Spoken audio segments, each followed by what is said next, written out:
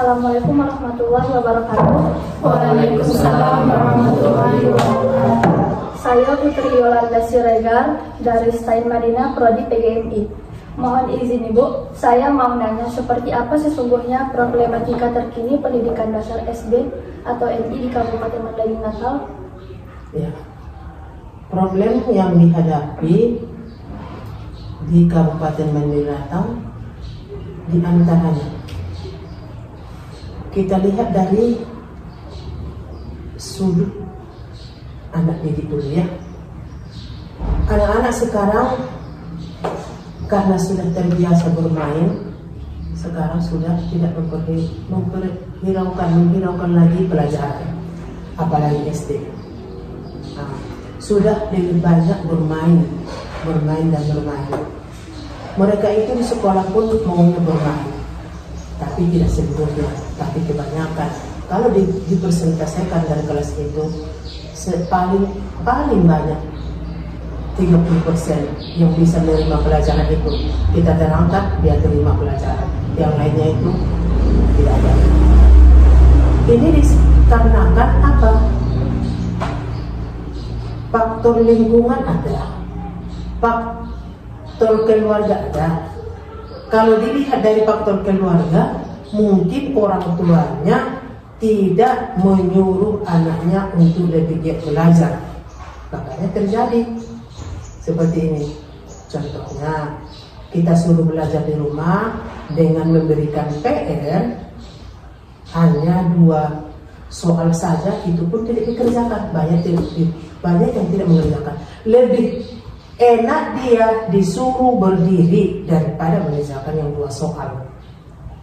Disuruh berdiri bukannya malahnya dia malu, tapi enggak, ketawa dia, senyum dia. Itu anak-anak sekarang. Rasa malu sudah hilang. Maksudnya rasa malu untuk yang tidak dapat pelajaran itu tidak ada lagi, sudah hilang. Mungkin karena orang tua tidak lagi memperhatikan anaknya di rumah, makanya si anak pun seperti itu. Jadi kita lihat orang tuanya mungkin karena sibuk cari nafkah, pulangnya sore, anak-anaknya mungkin kurang diperhatikan. Itulah kalau di kampung. Berbeda kalau di kota. Kalau di kota ya udah malu orang tua anaknya bodoh. Tapi kalau di kampung itu jaranglah orang tua yang malu. Karena sering dipanggil orang tua, kenapa anak ini begini, kenapa tidak masuk udah 3 hari, kenapa tidak masuk? Nah, saya suruh Bu, saya nggak tahu, dia rupanya nggak sampai sekolah. Jadi pulang sekolah dia udah sampai rumah, itu kata orang tua. Rupanya di mana anak ini? Pergi dia ke warnet. Jadi akibat apa? Akibat kurang memperhatikan anak. Masa nggak tahu kita, anak kita ke warnet? Dari uangnya kan kita tahu, dari yang kita kasih untuk jajannya.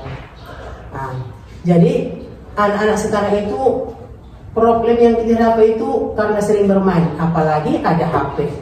HP ini yang faktor utamanya HP. Gimana?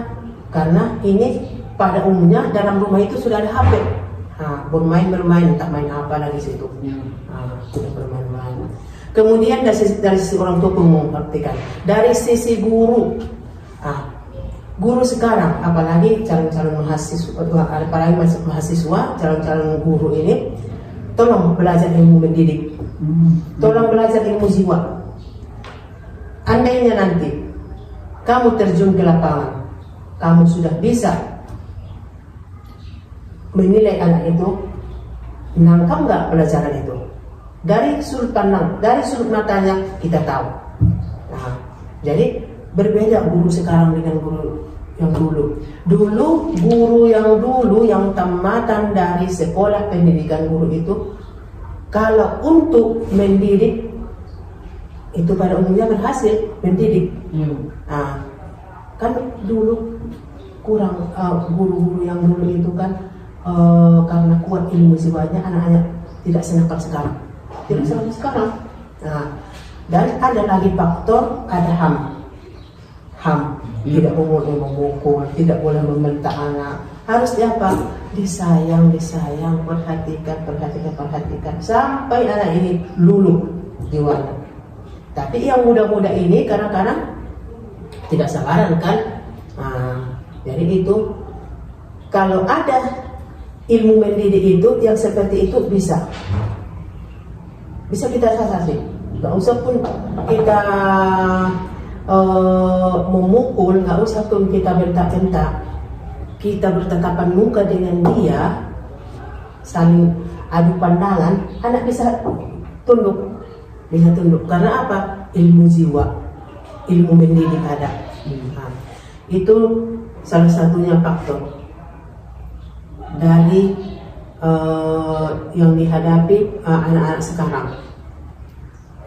Ya, ada pertanyaan untuk itu? Sudah cukup jelas, nggak ada yang lain pertanyaan. Ya ditanya yang ini lagi mumpung ini apa kan? Kemudian inilah faktor yang tiga ini. Dari anak didik ada, dari orang tua ada, dari guru ada. Dari lingkungan itu, dari lingkungan sangat menentukan pendidik itu dari lingkungan.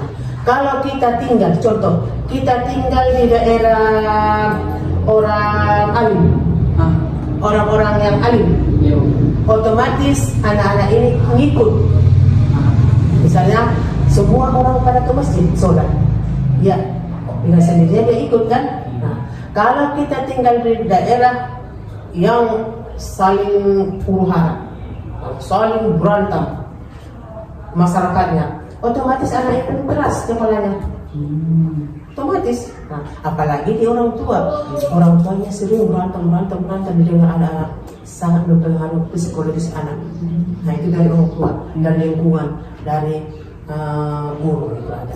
Apalagi gurunya yang agak otoriter kan, pendidikannya harus dengan pendapatnya sendiri. Karena anak-anak sekarang apalagi kelas 6 itu udah jeli sekarang, udah jeli menerima pelajaran.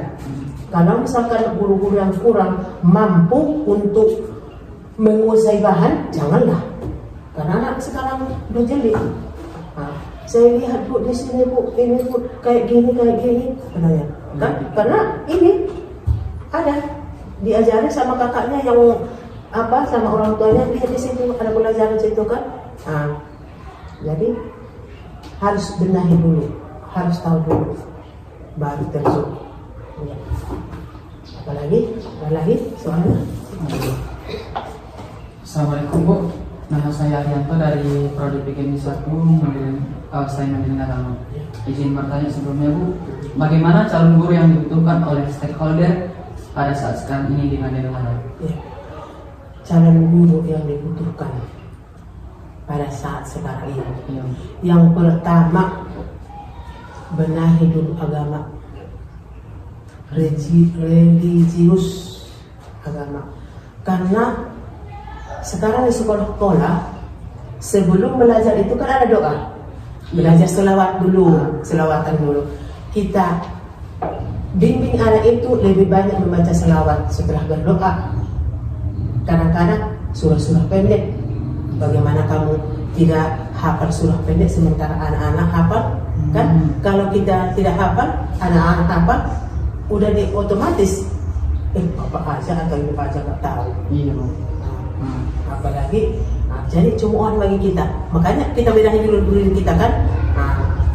Kemudian artikan bagaimana itu indahnya yang mempunyai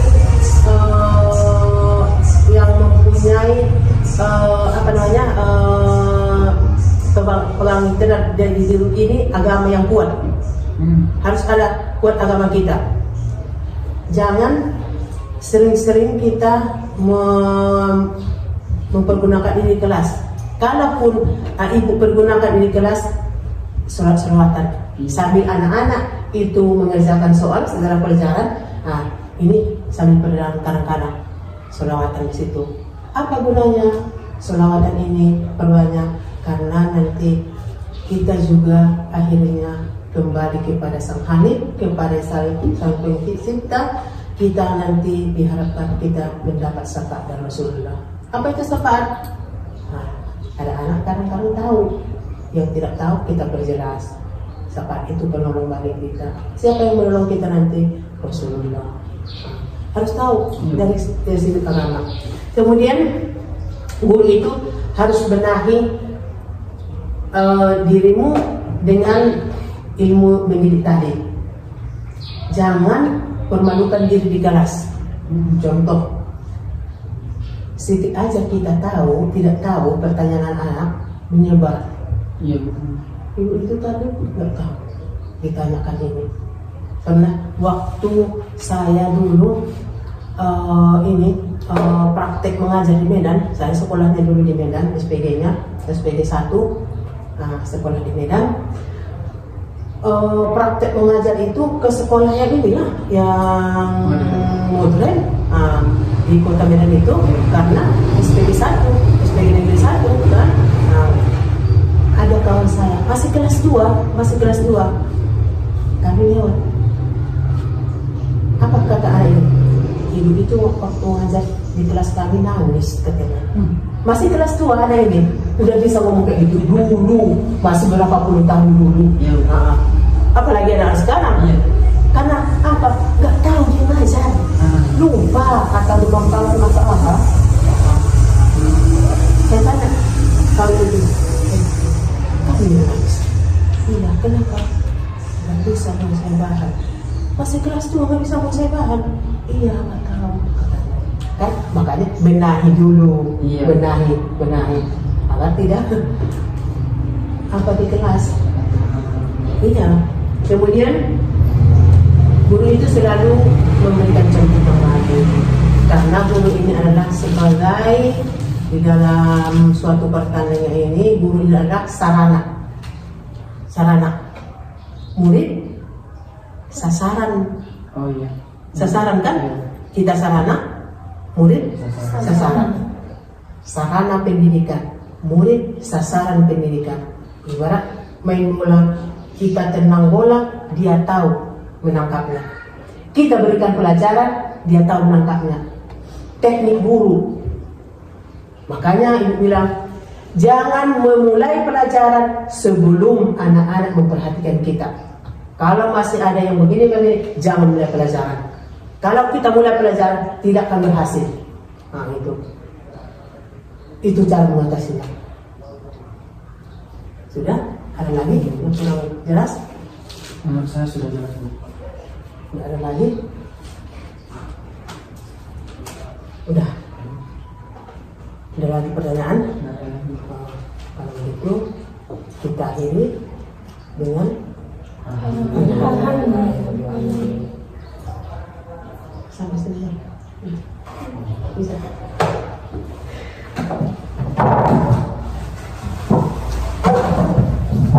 Ada yang belum.